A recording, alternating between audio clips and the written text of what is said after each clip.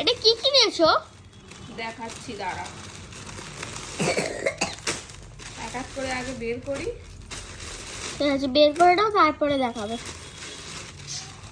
এই যে প্রথমেই কিনেছি তোর বোনের জন্য দুটো মোজা আর তোর জন্য দুটো মোজা।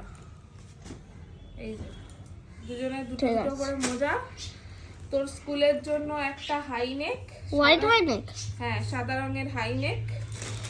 এইটা কিনেছি তোর বোনের জন্য। আয় এদিকে আয়, দেখি তোকে পরাই। পরে দেখি ফিলহাই কেমন লাগে,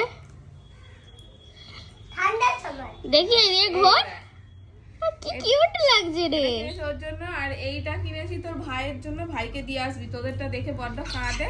এই যে এটা হাত ছাড়া ও সেই সেম ই র্যাবিটে। ঠিক আছে, আজকে যাওয়ার সময় দিয়ে দাও। ভাইয়ের আচ্ছা তুমি পড়ো না।